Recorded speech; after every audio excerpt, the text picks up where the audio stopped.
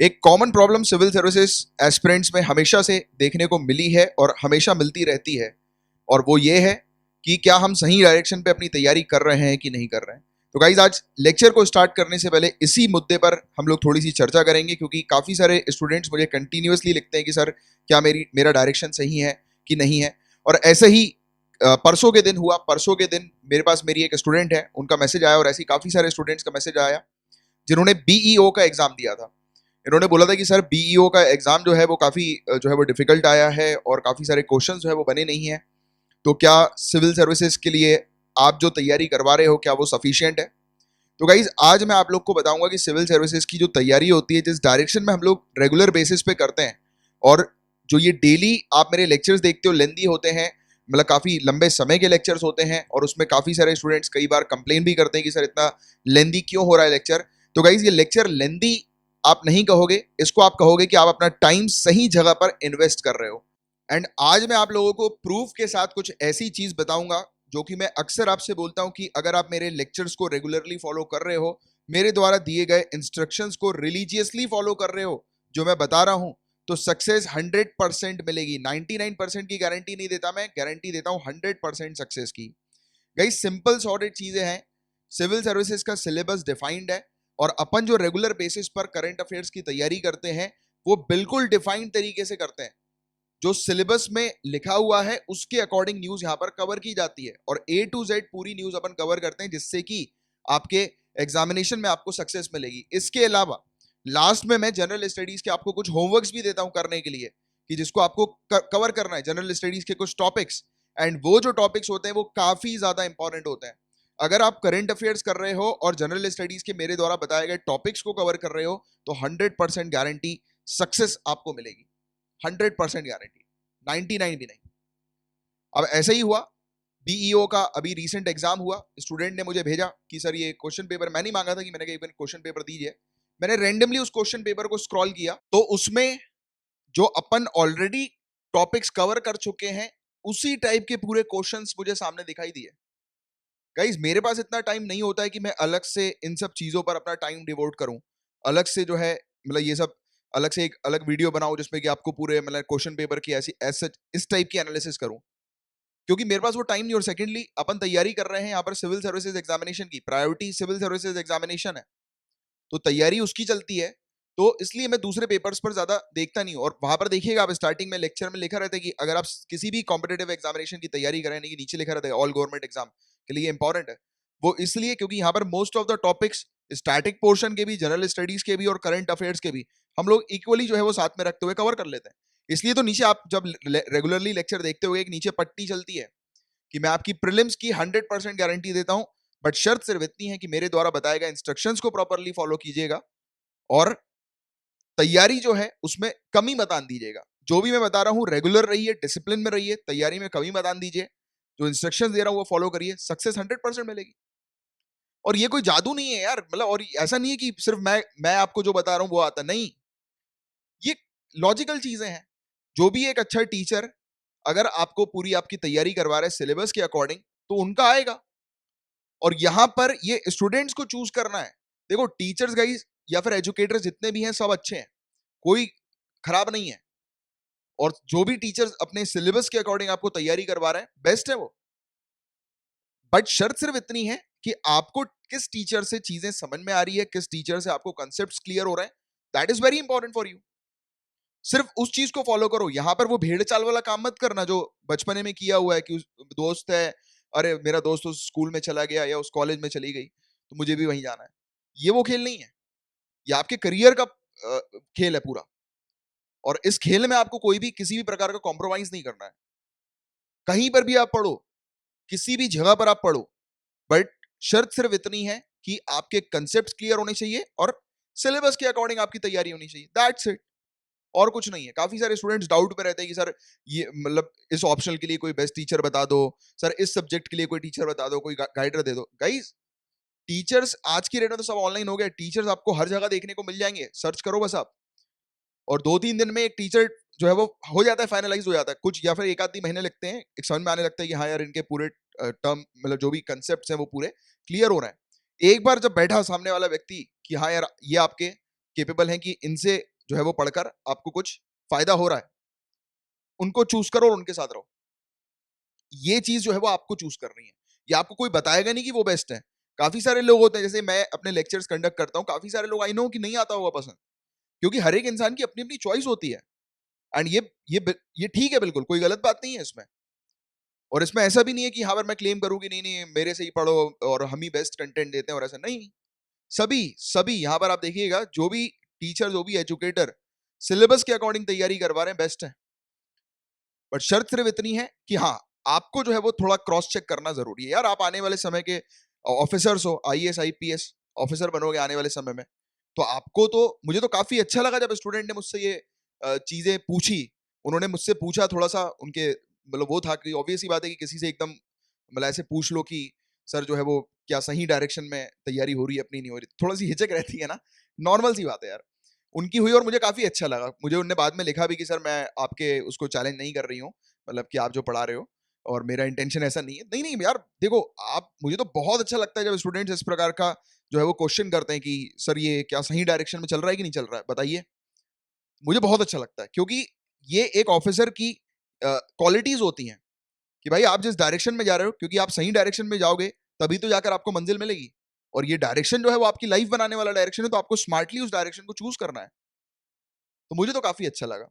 तो इसीलिए मैंने थोड़ा जो है वो सोचा इस बारे में, और फिर मैंने कुछ रैंडमली, क्योंकि इतना टाइम नहीं होता गाइस, क्योंकि मैं पूरा दिन जो है आप लोग के लिए कंटेंट बनाने में पूरा निकालता हूँ। पूरा दिन जो मेरा लगता है आपके बेस्ट करंट अफेयर्स बनाने में, और करंट अफेयर्स से लिंक होके कैसे जनरल स्टडीज के टॉपिक्स आ सकते हैं, किस किस टाइप के आ सकते हैं, तो उन सब चीजों में मैं पूरा अपना दिन जो है वो ऑक्यूपाई करता हूँ।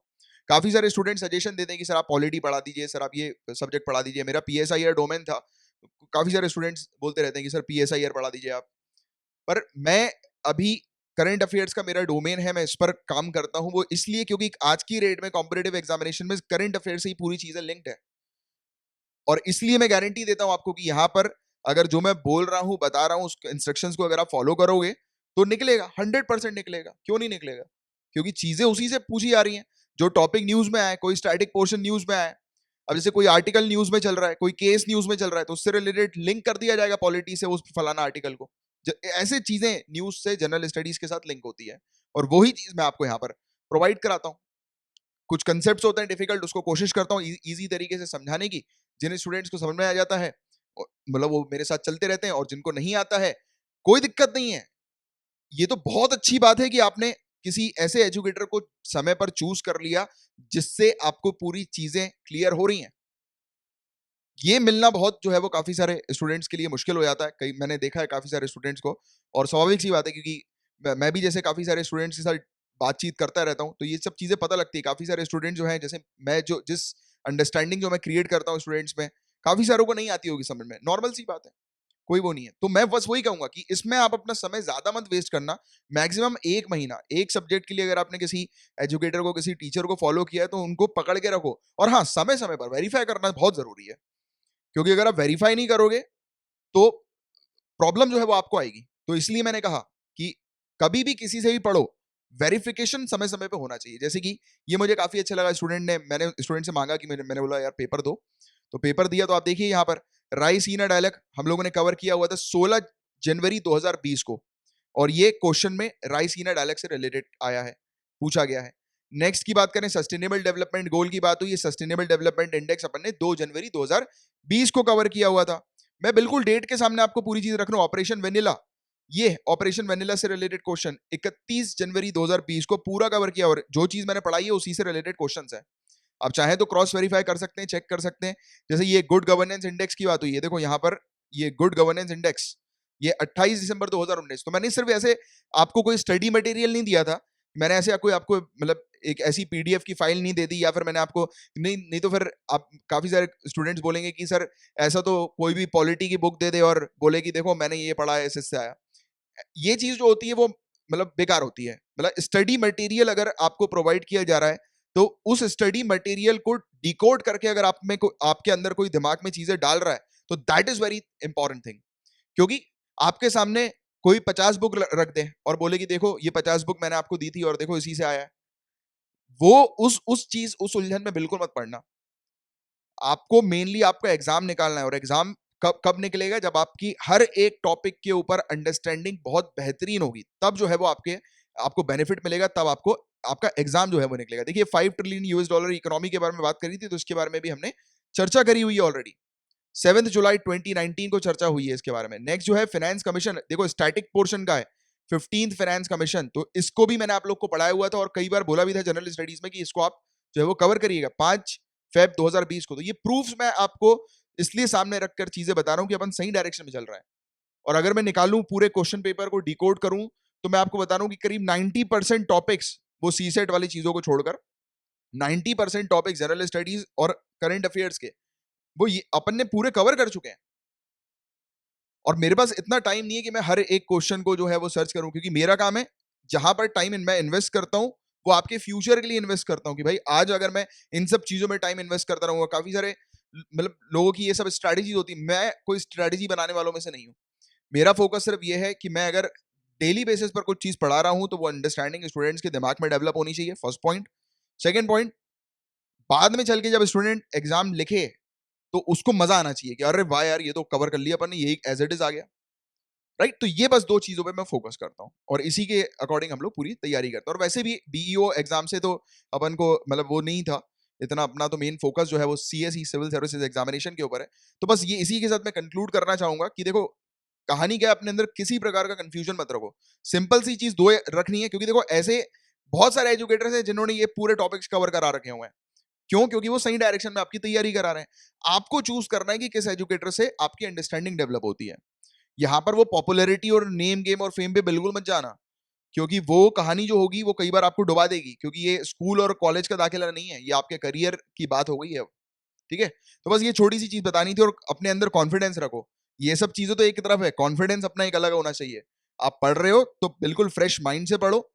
अब ऐसा नहीं होना चाहिए पढ़ते समय मोबाइल भी चल रहा है, व्हाट्सएप भी चल रहा है, ये भी देख भी रहे हो और खाना पीना भी चल रहा है, नहीं। अगर आप स्टडी कर रहे हो, स्टडी टेबल पे बैठे हो, तो आपका फुल फ्लेज फोकस होना चाहिए। हर एक चीज जो बताई जाती है, या फिर आप सेल्फ स्टडी भी करते हो, तो हर एक चीज जो आप पढ़ रहे हो, हर एक वर्ड जो आप पढ़ रहे हो, उस पर आपका दिमाग जो है वो उस पर हिट करना चाहिए, यानी कि हर एक वर्ड पे। तब होती है एक प्रॉपर तैयारी और प्रॉपर अंडरस्टैंडिंग के साथ चीजें। और फिर अगर ये सब आप फॉलो अप करोगे तो कैसे नहीं निकलेगा एग्जाम? कोई भी एग्जाम निकल सकता है और लोगों ने निकाला हुआ है ऑलरेडी एग्जाम, राइट। तो चलिए फिर अब आपका और समय जो है वो ज्यादा मैं वेस्ट नहीं करूंगा, अब अपन अपने रेगुलर लेक्चर की तरफ आगे बढ़ जाते हैं।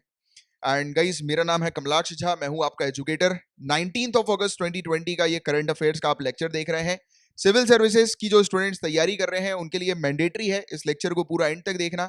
यहाँ पर हर सोर्सेज से न्यूज को हम लोग कवर करते हैं, जैसे कि the Hindu, Indian express, times of India, live minute जैसे जो न्यूज़पेपर्स होते हैं उनकी न्यूज को कवर किया जाता है। पीआईबी की रिपोर्ट्स को डिस्कस करते हैं। राज्यसभा टेलीविजन में जो भी इंपॉर्टेंट न्यूज डिस्कशन डिबेट्स आती हैं उनको कवर करते हैं, प्लस वेरियस मैगजीन्स जैसे कि ईपीडब्ल्यू, डाउन टू अर्थ के भी आर्टिकल्स को कवर करते हैं।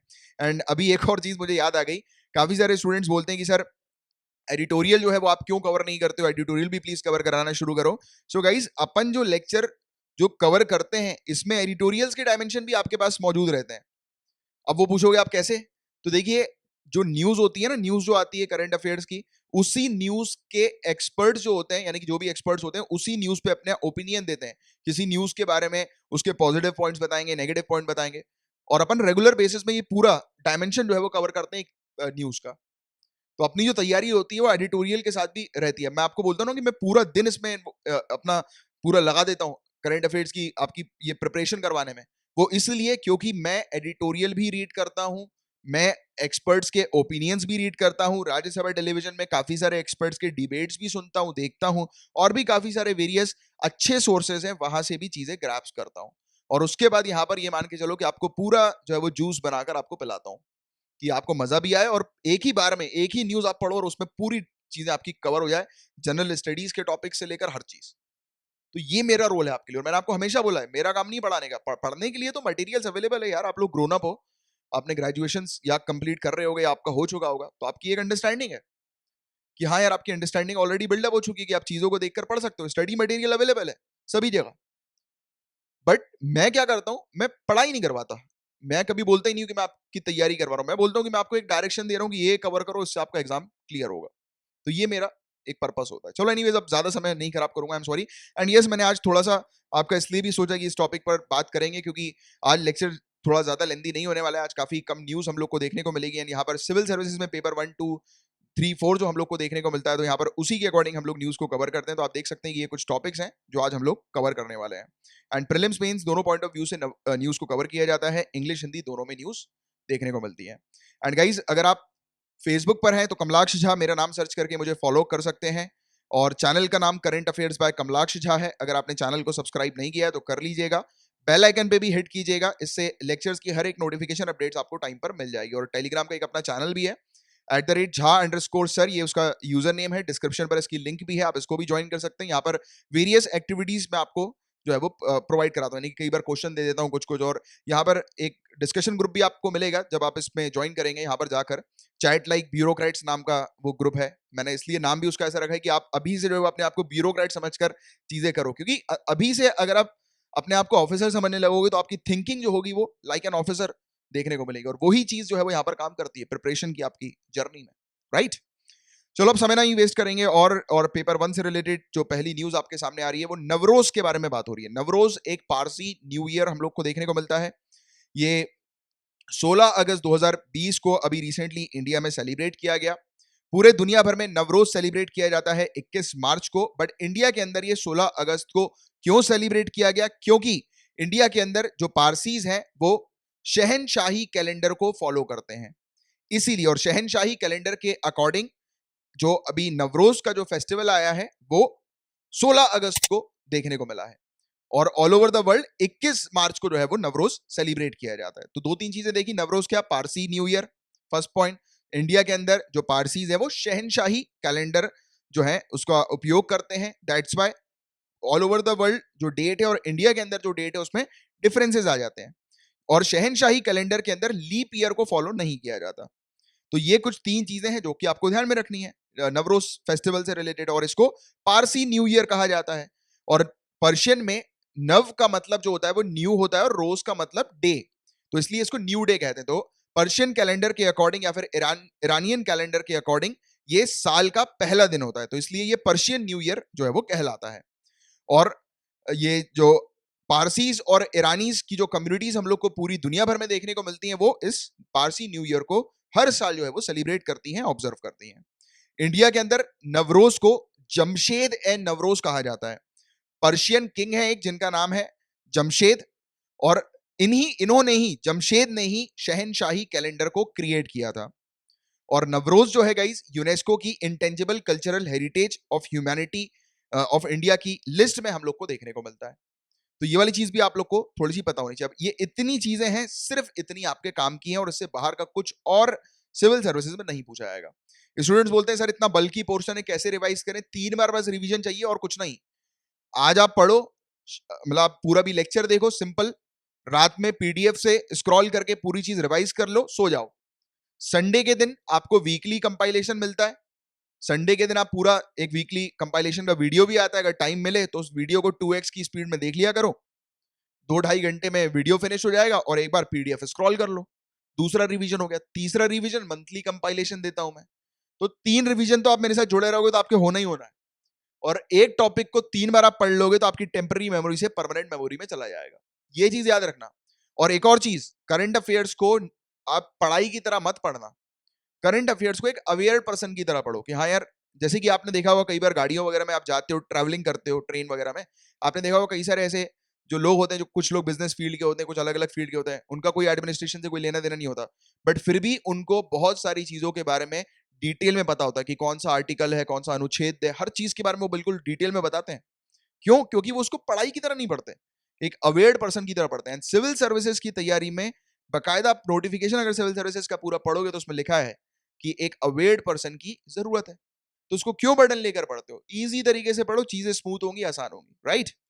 चलो फिर अब पेपर 1 से रिलेटेड आज एक ही टॉपिक था। पेपर 2 से रिलेटेड टॉपिक की तरफ आगे बढ़ रहे हैं। सलाइवा डायरेक्ट टेस्ट की यहां पर बात हो रही है। तो यहां पर बताया जा रहा है कि United states food and drug administration ने 16 अगस्त 2020 को ऑथोराइज कर दिया है कि जल्दी से इमरजेंसी में उपयोग किया जाए सलाइवा बेस्ड डायग्नोस्टिक टेस्ट का कोरोना वायरस के लिए। फोकस किया जा रहा है कि ज्यादा से ज्यादा लोगों की टेस्टिंग की जाए जिससे कि ज्यादा से ज्यादा लोग को डिटेक्ट किया जा सके कि किनको कोरोना है और उनको फिर आइसोलेट किया जा सके, क्योंकि कोरोना के केसेस यूनाइटेड स्टेट्स में काफी तेजी से फैल रहे हैं। एंड आप मुझे नीचे कमेंट बॉक्स में लिखकर बताएंगे टॉप 5 कंट्रीज जहां पर सबसे ज्यादा केसेस आपको कोरोना वायरस के देखने को एट प्रेजेंट मिल रहा है। एंड यूनाइटेड स्टेट जो है गाइस टॉप नंबर 1 पर हम लोग को देखने को मिल रहा है, बाकी के 4 आप मुझे बताएंगे। इंडिया की जो रैंक है टॉप 10 कंट्रीज में और या फिर टॉप 5 में, तो वो भी आपको पता लग जाएगी कि टॉप 5 में है इंडिया की रैंक।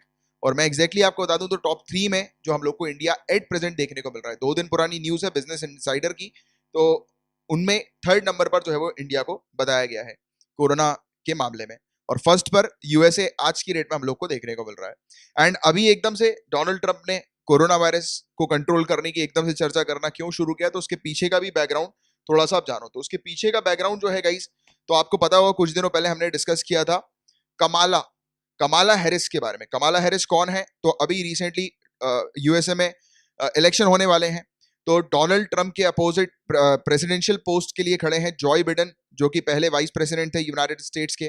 तो जॉय बिडेन ने अपनी वाइस प्रेसिडेंट की घोषणा कर दी है। उन्होंने कहा कि अगर वो जीतते हैं तो वाइस प्रेसिडेंट बनेगी कमाला हैरिस। कमाला हैरिस एक इंडियन डिसेंट की महिला हम लोग को देखने को मिलती हैं और ब्लैक वुमेन है ये, या वुमेन ऑफ कलर्स जिसको हम लोग बोलते हैं। तो इन्होंने डोनाल्ड ट्रंप को चैलेंज किया, बताया डोनाल्ड ट्रंप के बारे में, यानी कि धज्जियां उड़ा दी उसकी कि वो कुछ भी नहीं कर रहा है, कोरोना वायरस कितनी तेजी से फैल रहा है और उसने कोई भी जो है वो इस प्रकार की कोरोना वायरस को कंट्रोल करने के लिए कोई एक इफेक्टिव एक्शंस नहीं लिए हैं, और ये एक फेलियर है डोनाल्ड ट्रंप एडमिनिस्ट्रेशन का। तो इसी चीज को देखते हुए और उसको चाहिए कि यार अगले मतलब अगले टेन्योर में भी जो है वो उसी का नाम आए, वही जो है वो प्रेसिडेंट बने यूनाइटेड स्टेट्स का। तो इसके लिए जो है वो उसने फिर अभी कोरोना वायरस के ऊपर ज्यादा हलचल जो है वो करना शुरू कर दिया। तो ये भी एक वजह है इसके पीछे की, जिसके बारे में एक बेसिक आइडिया आपको होना चाहिए। ये इतना इंपॉर्टेंट नहीं एग्जामिनेशन परस्पेक्टिव से जो मैंने भी आपको बताया, बट कमाला हैरिस के बारे में आपको पता होना चाहिए जो पहले अपन पढ़ चुके हैं प्रीवियस लेक्चर्स में।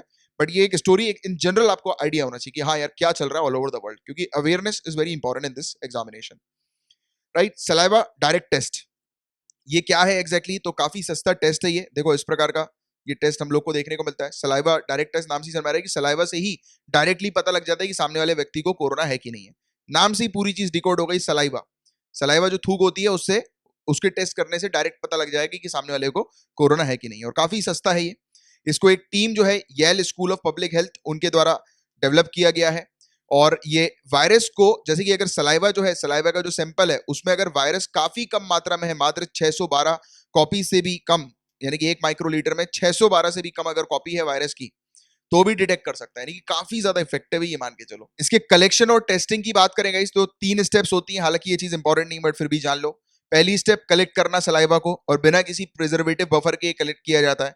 दूसरी स्टेप इसका ट्रीटमेंट होता है, जो भी सैंपल कलेक्ट किया उसका ट्रीटमेंट होता है, एक जगह पर उसको रखा जाता है और वो हीट इनएक्टिवेशन और प्रोटीनेज के ट्रीटमेंट उसका होता है। और तीसरा फिर वायरस का डिटेक्शन होता है, आरटीपीसीआर, आपने टेस्ट के बारे में सुना होगा, आरटीक्यूपीसीआर और आरटीपीसीआर।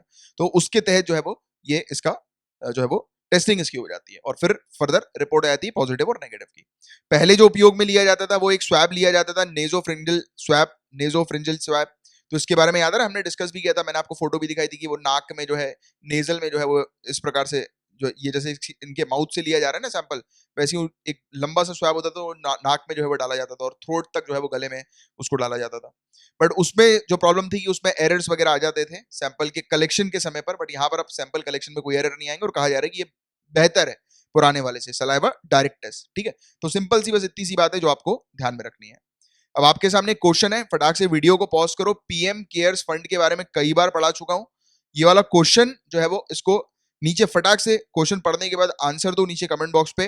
वीडियो के एंड में इसका करेक्ट आंसर मैं आपको बताऊंगा। प्राइम मिनिस्टर केयर्स फंड के बारे में काफी डिटेल में हम लोग पढ़ चुके हैं। आई थिंक मेरे ख्याल से अपन ने मार्च या अप्रैल में इस टॉपिक को जो है वो डिटेल में पढ़ा था, अप्रैल में पढ़ा था, आई थिंक अप्रैल में पढ़ा था।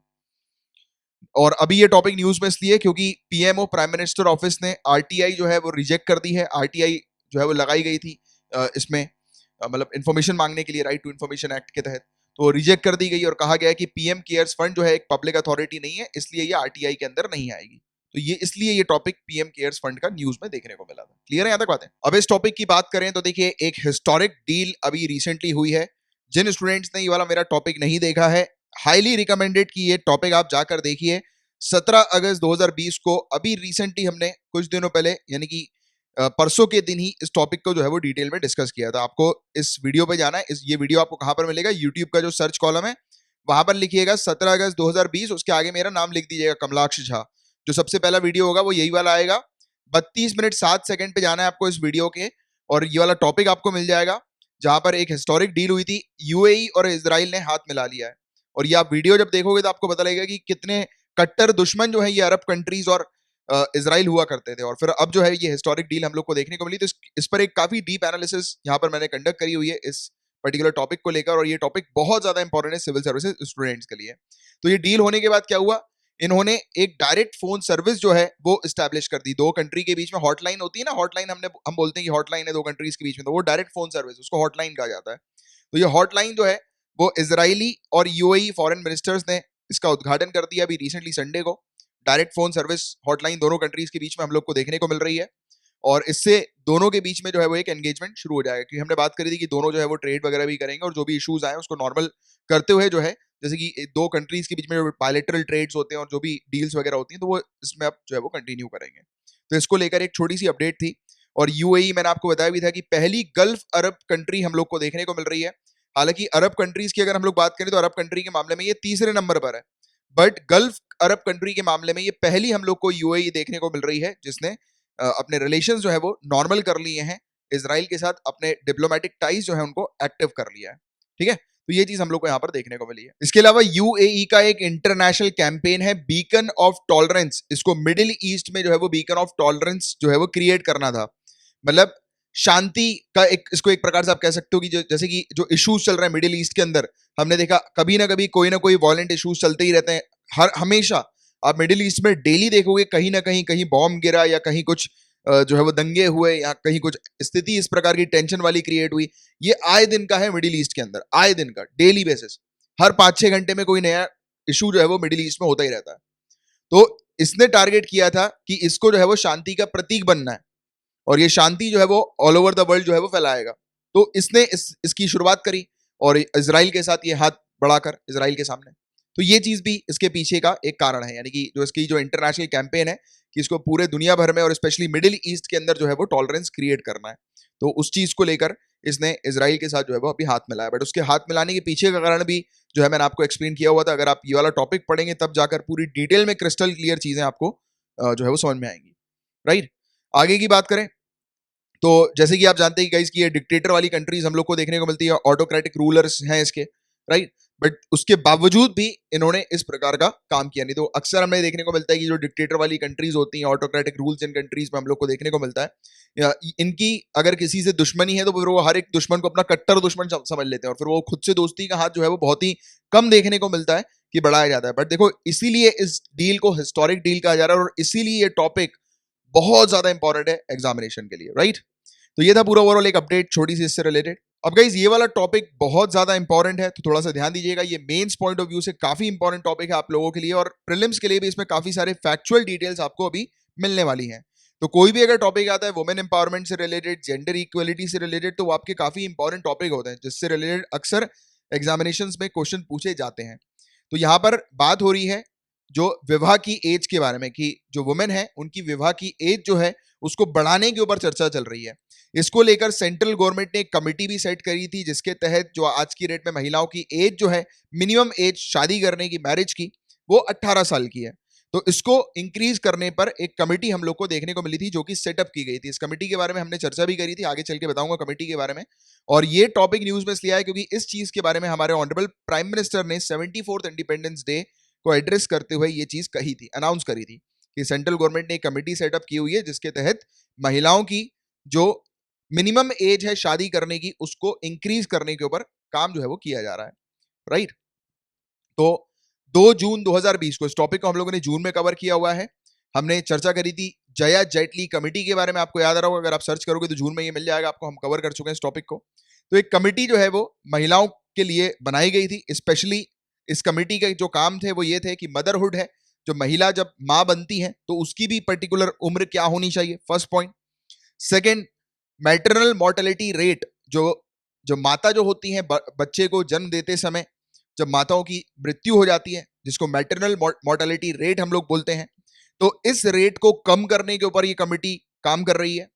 इसके अलावा जो महिलाएं हैं उनकी न्यूट्रिशनल लेवल जो है, यानी कि उनका जो पोषण जो है, पोषण स्तर, उसको कैसे सुधारा जाए, उसको लेकर, इन 3 ऑब्जेक्टिव को लेकर ये कमिटी काम कर रही है। और इसका चौथा एक ऑब्जेक्टिव है वो मैरिज एज को जो है वो इंक्रीज करना महिलाओं की, राइट।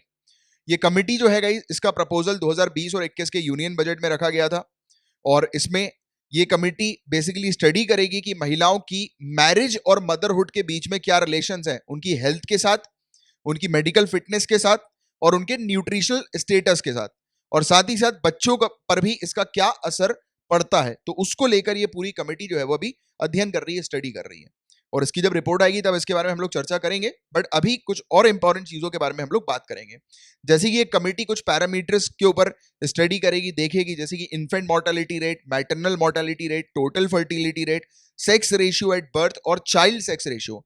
मेरा आपसे क्वेश्चन है, जब आप ये पूरा वीडियो कंप्लीट कर लो, अभी फ्लो मत तोड़ना, ये पूरा सुन लेना ये वाला टॉपिक, जब पूरा वीडियो कंप्लीट कर लो तो नीचे कमेंट बॉक्स पर इनकी डेफिनेशन, प्रॉपर डेफिनेशन लिखकर बताना। डेफिनेशन से मेरा मतलब ये है कि स्टैंडर्ड बुक्स में जो डेफिनेशन आती है ना, जो बुक्स की जो डेफिनेशन होती है, बुक्स में जो डेफिनेशन लिखी रहती है, वो आपको यहाँ पर लिखना है। आपको, मुझे पता है कि आप सभी लोग इन सभी चीज के बारे में ऑलरेडी जानते हो, क्योंकि हम पहले भी पढ़ भी चुके हैं और आपने बुक्स में ऑलरेडी कभी ना कभी पढ़ा होगा।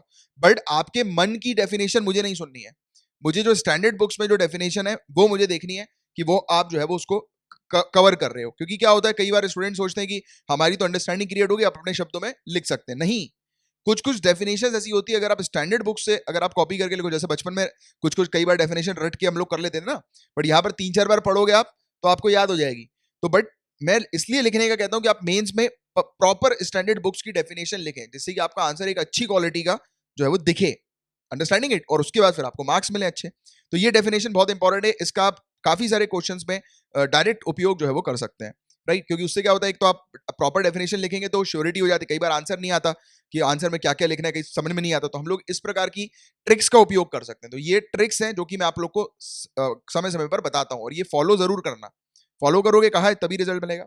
तो ये कमिटी का काम है ये सब रेशियो को एग्जामिन करना, और महिलाओं की एज जो है उसको 18 साल से बढ़ाकर 21 साल कर देना, शादी करने वाली एज को, मिनिमम एज जो मैरिज की है उसको एट प्रेजेंट जो 18 है उसको 21 करने पर ये कमिटी जो है वो काम कर रही है। अब देखो, महिलाओं की मैरिज की एज और न्यूट्रिशन के साथ क्या लिंक है, इसको समझते हैं। तो एक स्टडी हम लोग को देखने को मिली थी international food policy research institute की, जो कि 2019 में पब्लिश हुई थी। इस स्टडी के थ्रू पता लगा, जो महिला जिनकी उम्र 10 से लेकर 19 साल के बीच की होती हैं, एडल्सेंट मदर्स, जब वो किसी बेबी को बर्थ देती हैं, राइट, अगर इनको कंपेयर किया जाए यंग महिलाओं से, यानी कि जो जिनकी उम्र 20 से 24 साल की होती है, यानी कि 20 से 24 साल की उम्र की महिलाओं के कंपैरिजन में, जो महिला जो जिनकी उम्र 10 से 19 साल की होती है, अगर वो किसी बेबी को बर्थ देती हैं, तो वो बेबी के स्टंट होने के चांसेस 5% जो होंगे वो ज्यादा होंगे इन पर्टिकुलर मदर्स के कंपैरिजन में, यानी कि इस एज ग्रुप की मदर्स के कंपैरिजन में, इस एज ग्रुप की मदर अगर बर्थ, मैं आपको इजी तरीके से फिगर समझाता हूं, ठीक है। ये एज ग्रुप जो है, ये मान लो कि ये एज ग्रुप जो है वो यंग एडल्ट महिला की है जिनकी उम्र 20 से 24 साल की है। ये एज ग्रुप जो है वो एडल्सेंट महिला की है जिनकी उम्र 10 से 19 साल की है।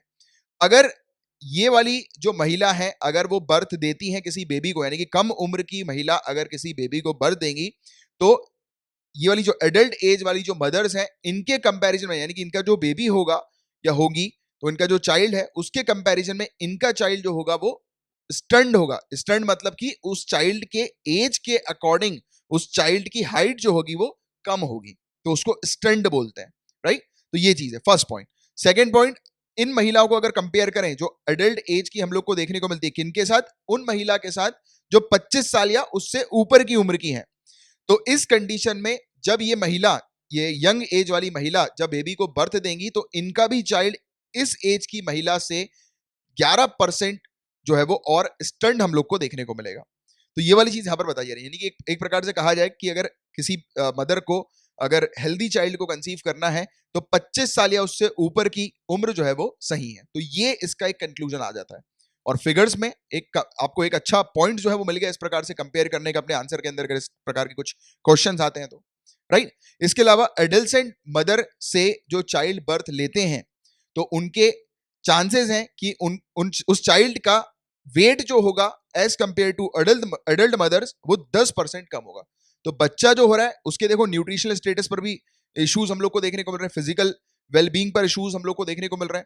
बच्चा जो होगा वो स्टंट भी हो रहा है और बच्चा वास्टेड भी हम लोग को देखने को मिल रहा है, राइट। तो ये दोनों ही चीज सामने आ रही है, उसका वेट भी जो है वो कम है और उसकी हाइट भी जो कम हो रही है। तो ये ऐसी चीजें जो है, ये अनहेल्दी प्रैक्टिसेस जो है वो यहाँ पर बताई जा रही है कि अगर यानी कि महिलाओं की शादी कम उम्र में हो जाती है तो उसके जो परिणाम है, उसके जो रिजल्ट्स हैं वो महिलाओं के बेबी पर भी हम लोग को देखने को मिलते हैं। प्रभाव जो पड़ता है वो महिलाओं के जो बेबीज हैं उनको भी पड़ता है। और दूसरे फैक्टर्स की बात करें, दूसरा फैक्टर एक तो शादी वाला फैक्टर हो गया, दूसरा फैक्टर लो एजुकेशन, पुअर इकोनॉमिक स्टेटस, आर्थिक स्थिति उनकी कमजोर है, दूसरा कारण। पढ़ी लिखी नहीं है महिला, ये पहला कारण था। इसके अलावा इसके भी बिल्कुल डायरेक्ट रिलेशन है बच्चों की हाइट और वेट मेजरमेंट के साथ। कैसे? अगर महिला अगर पढ़ी लिखी नहीं होंगी तो उनको नॉलेज नहीं होगी कि उसके बेबी के ग्रोथ और डेवलपमेंट के लिए, उस बेबी की बेटर फिजिकल और मेंटल वेलबींग के लिए उस बेबी को क्या पोषण देना है, फर्स्ट पॉइंट। दूसरा पॉइंट, अगर उनकी आर्थिक स्थिति नहीं सही होगी तो ऑब्वियस ही बात है कि वो बेबी को प्रॉपर न्यूट्रिशियस डाइट नहीं दे पाएंगे, प्रॉपर न्यूट्रिशियस फूड नहीं दे पाएंगे। क्लियर है कंसेप्ट? तो ये वाली चीज यहाँ पर बताई गई है। इसके अलावा कहा गया है, रिकमेंडेशन ये है कि महिलाओं की जो पहली बार जब महिला शादी करती है तो उस समय उनकी एज जो है वो बढ़ानी चाहिए, 18 साल से बढ़ाया जाना चाहिए। और उनके जो पहले बेबी का बर्थ जो होता है उसको भी जो है वो बढ़ा कर, यानी कि 25 साल के बाद जो है वो उनको बर्थ जो है वो देना चाहिए बेबी को, राइट। और महिलाओं को एजुकेशन, तो ये तीन चीजें हैं। तो आप अपने आंसर के अंदर कंक्लूजन में ये तीन चीज मेंशन करेंगे कि अगर महिलाओं की एज जो है, मैरिज की एज अगर उसको इंक्रीज कर दी जाए, अगर महिलाओं की शिक्षा पर यानी कि उनके एजुकेशन पर फोकस किया जाए, और तीसरा, अगर महिलाओं को यह बताया जाए कि अगर वो अपने बेबी को 25 साल की उम्र के बाद बर्थ देती हैं तब जो है उनका बेबी जो होगा वो मेंटली और फिजिकली हेल्दी होगा, राइट। तो ये तीन पॉइंट्स हैं जो कि आपके आंसर में रिफ्लेक्ट करने चाहिए। और ये देखिए, वास्टिंग, स्टंटिंग और अंडरवेट, तो आपको ये फोटो समझ में आ रहा है, ये नॉर्मल चाइल्ड है, इसको कंपेयर करो। अब वास्टिंग का मतलब क्या होता है? आप देख रहे हो हाइट बिल्कुल सेम है बट वेट जो है वो कम हो गया। बॉडी का मेजरमेंट जो है और वेट जो है वो बिल्कुल कम आपको नजर आ रहा है। स्टंटिंग यानी कि हाइट जो है उसकी एज के अकॉर्डिंग छोटी है, और अंडरवेट तो आप समझ ही रहे हो कि वेट जो है वो काफी कम है उस बच्चे का। तो ये कुछ चीजें हम लोग को देखने को मिली। अब देखिए, अभी तक हमने एक पहलू देख लिया, समझ लिया कि मैरिज एज जो है अगर इंक्रीज हो जाती है तो उसके काफी फायदे हैं, बट इसका कुछ दूसरा नेगेटिव पहलू भी आप देखो, क्योंकि जब तक पूरी चीज कवर करोगे प्रो एंड कॉन्स तभी जाकर एक परफेक्ट आंसर मिलेगा। तो नेगेटिव चीज ये बताई जा रही है मैरिज एज के इंक्रीज होने की, कि मिनिमम मैरिज एज जो है उसको इंक्रीज अगर कर दिया तो उसमें जो प्रॉब्लम्स है वो क्या आएंगी कि क्राइम जो दर जो हम लोग को देखने को मिलता है, क्राइम रेट जो होते हैं वो बढ़े हुए नजर आएंगे। कैसे? देखो, आज की रेट में मिनिमम एज 18 है, बट फिर भी हम लोग को देखने को मिलता है कि इंडिया लार्जेस्ट कंट्री है जहां पर चाइल्ड मैरिज होती है। पूरे दुनिया भर में सबसे ज्यादा चाइल्ड मैरिज इंडिया में होती है। अगर आंकड़ों की बात करें तो ऑफिशियल रिकॉर्डेड आंकड़े हैं कि हर साल इंडिया के अंदर 12 से 15 लाख महिलाएं जो हैं उनकी शादी होती है। हर साल 12 से 15 लाख महिलाएं मिनिमम एज से नीचे की, यानी कि उनकी शादी होती है, कम उम्र की चाइल्ड मैरिज हम लोग को देखने को मिलती है, राइट। तो अभी क्या होगा, अगर बढ़ा देंगे तो ऑन पेपर आर्टिफिशियली तो बढ़ा हुआ नजर आएगा, बट क्राइम भी बहुत ज्यादा बढ़ेगा इससे, क्योंकि काफी सारे लोग फिर इसके अंडर आ जाएंगे जो चाइल्ड मैरिज में इन्वॉल्व रहते हैं, ऑलरेडी हैं और अब और भी बढ़ जाएगा। तो ये कहा गया है कि इससे कुछ फायदा नहीं है। इसकी जगह महिलाओं की एजुकेशन, उनकी हेल्थ, उनके लिए अपॉर्चुनिटीज क्रिएट करने पर, वुमेन एम्पावरमेंट पर, ऐसे एरियाज पर फोकस करना बहुत ज्यादा जरूरी है। और रिकमेंड किया इन्होंने कि अगर एजुकेशन को हम लोग, जैसे कि आज की रेट में हम लोग को देखने को मिलता है कि 6 से 14 साल तक का एजुकेशन का, राइट टू एजुकेशन के अंदर जो लॉ, जो कानून जो बनाया गया है फ्री एंड कंपलसरी एजुकेशन का, वो 6 से 14 साल के बच्चों की एज ग्रुप के लिए हम लोग को देखने को मिलता है। तो कहा गया कि इन्होंने कि इसको कम कर दो, इसको 3 से 5 साल का भी स्लैब रखो और 15 से 18 साल का भी स्लैब रखो। तो ये चीज जो है उन्होंने रिकमेंड करी है। तो एजुकेशन पर स्ट्रेस डालने की बात करी है, कहा है कि इसकी बजाय अगर एजुकेशन पर, वुमेन की हेल्थ पर, उनके न्यूट्रिशन पर, उनके लिए जॉब्स अपॉर्चुनिटी क्रिएट करने पर अगर हमने फोकस किया, टारगेट किया, तब भी चीजें जो है वो सुधर सकती हैं और वो इंटेलेक्चुअली सुधरी हुई नजर आएंगी, ऑन पेपर सुधरी हुई नजर नहीं आएंगी, राइट। तो ये चीज पर हम लोग को देखने को मिला। तो आप जब अपना आंसर कंक्लूड करोगे तो आप ये भी लिखोगे, बट हाँ, ये चीज भी आपको मेंशन करना वाकई में जरूरी है कि एज जो है वो इंक्रीज करना भी एक अच्छा फैक्टर है। इसी के साथ साथ अगर हम लोग एज भी इंक्रीज करेंगे तो वो लीगली भी होगा। और दूसरी बात, मतलब ये इसी फैक्टर के साथ, यानी कि ये सब फैक्टर, चारों पांचों फैक्टर्स अगर एक साथ काम करेंगे तब फायदा होगा। और इसमें आप लोग को जो है वो नेगेटिव नहीं जाना है कंक्लूजन में कि मतलब जो एज जो है वो, क्योंकि देखो एज मतलब अगर हम लोग मिनिमम एज शादी की अगर बढ़ा देते हैं तो उसका सिर्फ नेगेटिव इफेक्ट बस हम लोग को एक ही देखने को मिल रहा है कि ऑफिशियली जो है ये चीज जो है वो बड़ी हुई नजर आएगी, बट रियलिटी में ऐसा कुछ नहीं होने वाला। ठीक है, बट ये वाला एक फैक्टर है, बट फिर भी इसके पीछे एक लीगल प्रोविजन भी तो बन जाएगा कि हमारे पास एक लीगल प्रोविजन भी है। उसी के साथ साथ आप दूसरे एरियाज को भी टच करो, एजुकेशन को, हेल्थ को, जॉब्स अपॉर्चुनिटी, एम्पावरमेंट, ये सब चीजें। ठीक है, तो इसके साथ जो है फिर अच्छा काम हो सकेगा। अब देखिए इसी में यहां से अब जो शुरू हो रहा है वो प्रीलिम्स पॉइंट ऑफ व्यू से भी इंपॉर्टेंट चीजें सामने आ रही हैं। मैंने यूज किया प्रीलिम्स पॉइंट ऑफ व्यू से भी, मतलब मेंस के लिए भी इंपॉर्टेंट है। स्पेशल मैरिज एक्ट 1954 और prohibition of child marriage act 2006, तो इसने प्रिस्क्राइब किया था कि इंडिया के अंदर 18 साल और 21 साल, 18 साल महिलाओं की, 21 साल पुरुषों की, ये उम्र जो है वो हम लोग को देखने को मिलेगी। किस पर्पस के लिए? शादी के पर्पस के लिए, मिनिमम एज। और एक चीज नोट डाउन करना, मिनिमम एज ऑफ मैरिज जो होती है और एज ऑफ मेजोरिटी होती है, ये दोनों अलग अलग होती है। जैसे माइनर और मेजर हम लोग बोलते हैं ना, माइनर और मेजर, राइट? तो ये माइनर जो होते हैं वो 18 साल के कम की उम्र के होते हैं और मेजर 18 साल के ऊपर की उम्र के। पर शादी के मामले में ये मेजर माइनॉरिटी जो होती है वो मैटर नहीं करती। शादी के मामले में एक अलग एज स्लैब ग्रुप हम लोग को देखने को मिलता है। यानी कि अगर कोई अडल्ट हो गया तो दैट डजंट मीन, या फिर अगर कोई मेजर हो गया तो दैट डजंट मीन कि वो शादी कर सकते हैं। शादी के लिए एक अलग अलग कानून है। महिलाओं के लिए वो 18 साल है, तो महिलाओं के पर्सपेक्टिव से अगर देखें, आज के करंट कानून की बात करें तो वो ठीक है कि महिलाओं के लिए मेजर और माइनर, सॉरी मेजर और शादी की उम्र जो है वो दोनों एक ही है। बट मेन के लिए ये थोड़ा सा डिस्टिंक्ट हम लोग को नजर आ रहा है। ठीक है, तो ये चीज आप याद रखना, थोड़ा सा इसमें कंफ्यूज मत होना। कभी कभी ऐसी ही स्टेटमेंट में जो है वो उलझा दिया जाता है, तो इसलिए ये चीज जो है वो ध्यान से रखिएगा। इसके अलावा एक और चीज, सेक्सुअल इंटरकोर्स माइनर के साथ रेप माना जाएगा। और इसमें ये नहीं है कि आप जो है वो ये बोल सकते हो कि माइनर की सहमति थी सेक्सुअल इंटरकोर्स के लिए। माइनर के कंसेंट जो है वो यहाँ पर मैटर नहीं करते। माइनर के कंसेंट अगर वो होंगे, कंसेंट भी होंगे, अगर माइनर के, उनकी सहमति भी होगी नाबालिग की, तो भी जो है ये अमान्य होगा, इनवैलिड होगा और इलीगल होगा। राइट, तो ये वाली चीज भी आप याद रखिएगा, क्योंकि कहा गया है कि माइनर जो है वो इनकेपेबल होते हैं डिसीजन लेने के लिए इस उम्र में। तो इसीलिए अगर माइनर की सहमति भी है तो भी वो इलीगल माना जाएगा और उसको रेप ही कंसिडर किया जाएगा। इंडियन पीनल कोड 1860 ने क्रिमिनलाइज कर दिया था कि महिला की उम्र, यानी कि बच्चियों की उम्र अगर 10 साल से कम की है और उनके साथ सेक्सुअल इंटरकोर्स होता है तो वो क्राइम होगा। और दूसरी बात, रेप के प्रोविजन की बात करें तो 1927 में इसको अमेंड किया गया था, एज ऑफ कंसेंट बिल 1927 के तहत। और इसके तहत डिक्लेयर किया गया कि मैरिज की एज जो है, अगर किसी भी महिला के साथ शादी की गई जिसकी उम्र 12 साल से कम की है, किसी भी बच्ची की उम्र 12 साल से कम की है और उससे शादी की गई, तो वो इलीगल होगा। तो ये एज ऑफ कंसेंट बिल 1927 में सामने आया। इसके अलावा ये वाला बहुत इंपॉर्टेंट है, चाइल्ड मैरिज रिस्ट्रेंट एक्ट। ये 1920 का था। इसने उम्र सेट करी थी 16 और 18 साल, 16 साल गर्ल्स के लिए, 18 साल बॉयज के लिए, मिनिमम एज ऑफ मैरिज। तो पहले जो मिनिमम एज ऑफ मैरिज थी वो 16 और 18 साल थी। कब? किस कानून के तहत? इस चाइल्ड मैरिज रेस्ट्रेंट एक्ट के तहत। इसके अलावा इस कानून को जो है बाद में चल के अमेंड किया गया 1978 में, और उस समय जो उम्र रखी गई 18 और 21 साल की रखी गई। और जिस चीज को जब अमेंड किया गया था तो जो कानून सामने आया, उस कानून को आज की डेट में हम लोग शारदा एक्ट के नाम से भी जानते हैं। तो क्वेश्चन ये बनेगा, शारदा एक्ट किससे रिलेटेड है? तो मिनिमम एज ऑफ मैरिज से रिलेटेड है। याद रखना, कभी कभी मैच द फॉलोइंग में भी ऐसे प्रीलिम्स में डायरेक्ट क्वेश्चंस आते हैं, राइट। और इसका शारदा इसलिए बड़ा क्योंकि इसकी जो जज जो थी वो हरबिलास शारदा हम लोग को देखने को मिली थी, तो उन्हीं के नाम पर इसका नाम जो है वो रख दिया गया इस कानून का, जहां पर एज डिसाइड करी 18 और 21 साल, जो कि आज की डेट में हम लोग को देखने को मिलती है। बट जो ये एज है अलग अलग, महिलाओं की अलग, पुरुषों की अलग, तो ये एज जो है गाइस चैलेंज करती है डिस्क्रिमिनेशन। ये कहा जाता है कि ये एज, अलग अलग एज जो है, ये आर्टिकल 14 और आर्टिकल 21 का वॉयलेशन है, उल्लंघन है, अनुच्छेद 14 और अनुच्छेद 21 का। क्योंकि आर्टिकल 14 क्या बोलता है? राइट टू इक्वलिटी, और article 21 right to live with dignity. तो इसी दोनों चीजों का जो है उल्लंघन है एक प्रकार से, क्योंकि एज जो है वो अलग अलग है। हम लोग जेंडर इक्वलिटी की बात कर रहे हैं और ये अनइक्वलिटी हो रही है। तो ये चीज है, ये चीज यहाँ पर एक और क्लॉज जो है वो आपके सामने सामने देखने को मिल रहा है कि इस कानून को भी जो है वो वॉयलेशन के तौर पर भी ट्रीट किया जाता है। बोला जाता है कि ये जो कानून है ये एक वॉयलेशन है, क्योंकि इसमें मेल और फीमेल की उम्र जो है वो अलग अलग है। तो एक प्रकार का राइट टू इक्वलिटी वाला जो हमारा फंडामेंटल राइट है, तो उसका उल्लंघन ये कानून जो है वो बताया जाता है। तो इस उल्लंघन से भी इसको रिलेट करना आप अपने आंसर में जब भी आप लिखेंगे।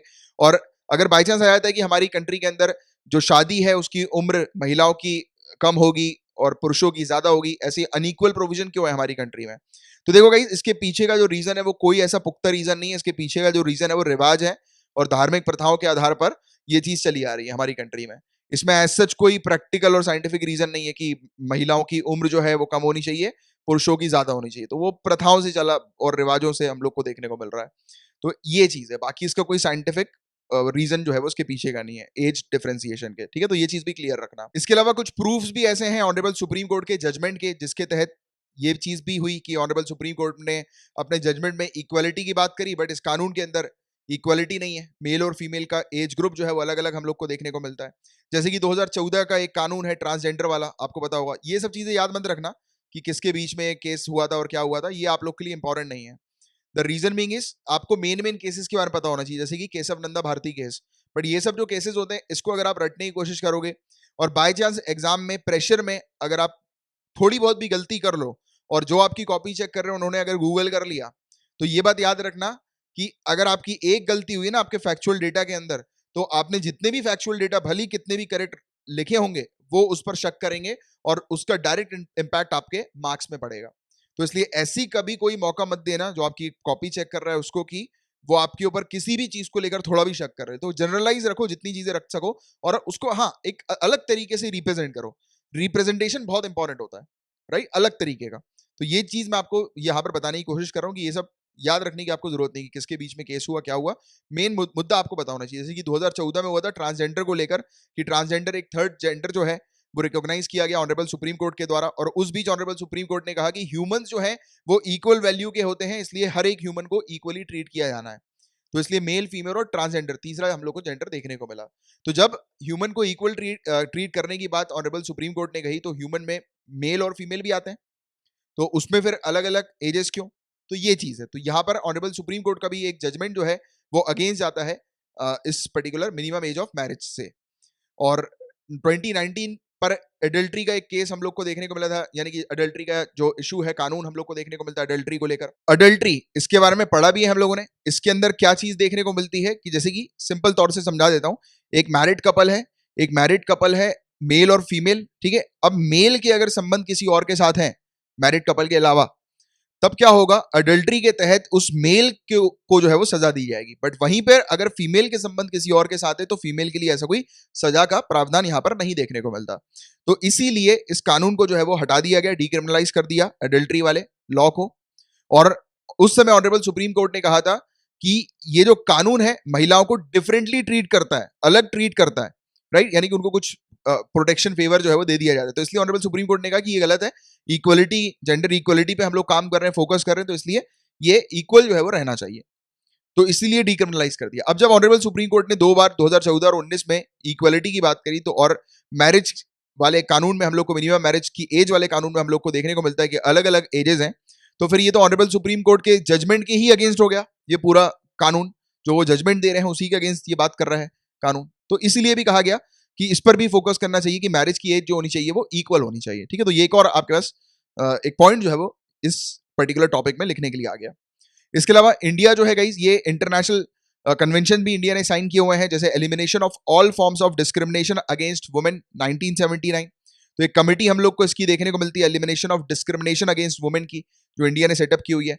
ये कमेटी का काम क्या होता है, ये इंश्योर करना, ये चेक करना, ये मॉनिटर करना कि सभी जितने भी कानून हैं वो इक्वलिटी के लिए हैं, या फिर ऐसे कानून वो महिलाओं के अगेंस्ट तो नहीं जा रहे, किसी प्रकार का डिस्क्रिमिनेशन तो महिलाओं के अगेंस्ट नहीं हो रहा।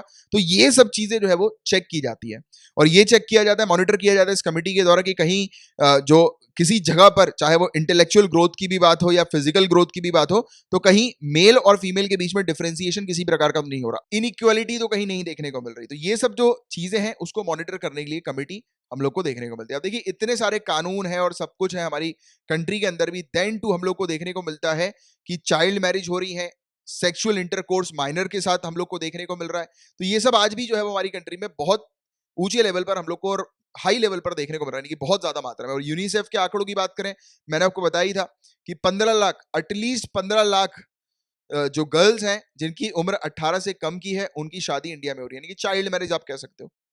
तो ये सब चीजें भी सामने नजर आ रही हैं। और चाइल्ड ब्राइड जो है वो सबसे, यानी कि जो दुल्हन है चाइल्ड, तो वो सबसे ज्यादा हमारी कंट्री के अंदर, यानी कि चाइल्ड मैरिज सबसे ज्यादा ऑल ओवर द वर्ल्ड हमारी कंट्री में होती है। जितना पूरे दुनिया भर में जितना होता है उसका 1/3 हमारी कंट्री के अंदर होता है, भारी मात्रा में। तो आप सोच सकते हो इसके बारे में। और अब कंक्लूड करें इस ओवरऑल पूरी चीजों को, तो देखिए अर्ली प्रेगनेंसी जो है, मदरहुड की जो अगर हम लोग बात करें तो उसमें चाइल्ड मोर्टेलिटी रेट्स काफी ज्यादा होते हैं और बच्चे की और मदर्स दोनों की हेल्थ पर जो है वो इफेक्ट पड़ता है। तो ये इस पर हम लोग को टारगेट करना चाहिए मदरहुड के ऊपर, फर्स्ट पॉइंट। दूसरा जो है वो हम लोग को टारगेट किसके ऊपर करना चाहिए कि मतलब जो एजुकेशन जो है प्रोवाइड की जाए महिलाओं को, उनको इकोनॉमिकली और सोशल एम्पावर जो है वो किया जाए। इस पर जो है वो सरकार को काम करना चाहिए, फोकस करना चाहिए। Social and behaviour change communication campaigns के तहत जो है वेरियस एक्टिविटीज ऐसी कंडक्ट करनी चाहिए, वेरियस ऐसे इनिशिएटिव्स लेकर आने चाहिए जिसके तहत महिलाओं को जो है वो बेटर अपॉर्चुनिटी मिल सके, महिलाएं जो है वो एम्पावर हो सके, एजुकेशन जो है वो उनको मिल सके, और साथ ही साथ मिनिमम एज जो है मैरिज की उसको भी इंप्रूव करना चाहिए और जेंडर न्यूट्रलिटी जो है वो लेकर आनी चाहिए, यानी कि मेल और फीमेल की एज जो है मैरिज की वो इक्वल भी रहनी चाहिए। तो ये पूरी चीज जो है वो आप एंड में अपना लिखकर इस आंसर को अपने कंक्लूड कर देंगे। तो ये था पूरा ओवरऑल टॉपिक, इससे रिलेटेड इसमें बहुत सारी चीजें हमने देखी और इतने सारे पॉइंट्स आपको मिल गए, जेंडर इक्वलिटी और इसके बारे में, महिलाओं के बारे में, वुमेन एम्पावरमेंट के बारे में, मैरिज के बारे में, चाइल्ड मैरिज के बारे में, इतनी सारी चीजें एक टॉपिक में आपकी कवर होगी, पूरे डायमेंशन कवर्ड है। आप इसको बहुत सारे अपने आंसर्स में इन सब टॉपिक से रिलेटेड अगर कोई आंसर आता है तो इसमें से बहुत सारे डेटा आप उपयोग कर सकते हैं और प्रीलिम्स पर्सपेक्टिव से भी हमने बहुत सारी चीजें देख ली। तो इसके बाहर का अब आप सोच ही सकते हो कुछ नहीं आना, जो भी है पूरा का पूरा टॉपिक इसी के अंदर है, राइट। और अब मेरा आपसे एक क्वेश्चन है, आप अपना ओपिनियन बताइएगा किसके ऊपर बेस्ड, कि अगर मैरिज एज जो है अगर इंक्रीज कर दी जाती है तो महिलाओं के साथ जो इश्यूज हम लोग को देखने को मिलता है क्या वो टैकल हो सकता है पूरी तरह से।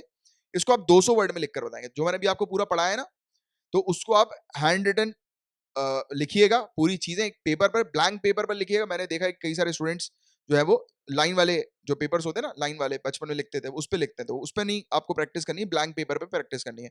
हो सकता है कि ऐसा जाएगा अभी स्टार्टिंग में कुछ कुछ आपके मतलब लाइन जो होगी वो सीधी की जगह ऊपर नीचे हो रही है, अभी टेंशन नहीं, अभी लर्निंग एज है, धीरे धीरे करके सब आ जाएगा, टेंशन मत लो, बट शुरुआत करो आप इन सब चीजों में। और आप शेयर कहां पर करोगे, अपना एक डिस्कशन ग्रुप है, अगर आप नीचे डिस्क्रिप्शन पर देखेंगे तो आपको टेलीग्राम की एक लिंक मिल जाएगी, झा_सर उसकी यूजर आईडी है, वहां पर आप जाइए, वहां पर एक डिस्कशन ग्रुप का ऑप्शन आपके पास आएगा, उस डिस्कशन ग्रुप पे आप अपने आंसर शेयर करिए। ऐसे ही वहां पर काफी सारे स्टूडेंट्स आंसर शेयर करते हैं और एक काफी हेल्दी स्टडी एनवायरमेंट वहां पर आपको मिलता है। पेपर 2 से रिलेटेड इतने ही टॉपिक्स थे। Now we will move on to paper 3। Animal welfare board of India की यहाँ पर बात हो रही है। ये एक स्टैट्यूटरी बॉडी है, स्टैट्यूटरी बॉडी है यानी कि किसी कानून के तहत बनाई गई होगी। तो ये the prevention of cruelty towards animal act 1960, इसके तहत, इसके सेक्शन 4 के तहत जो है इस बॉडी को, animal welfare board of India को 1962 में सेटअप किया गया था। तो ये एक स्टैट्यूटरी बॉडी है। फोकस क्या है इस बॉडी का, नाम से हमारे एनिमल वेलफेयर बोर्ड है, ये पशु के कल्याण के लिए काम करती है कि किसी भी प्रकार का पशु के साथ जो है वो किसी भी प्रकार की क्रूएल्टी ना हो, किसी भी क्रूरता, कैसी भी क्रूरता जो है वो पशुओं के साथ ना हो। जैसे देखा होगा कई सारे लोग जो है जानवरों को मार देते हैं, रास्ते चलते हैं, डॉग जा रहा है देखते नहीं है, मतलब जैसे स्ट्रीट डॉग्स होते हैं ना, देखते नहीं है, उसको उठा के पत्थर मार दिया।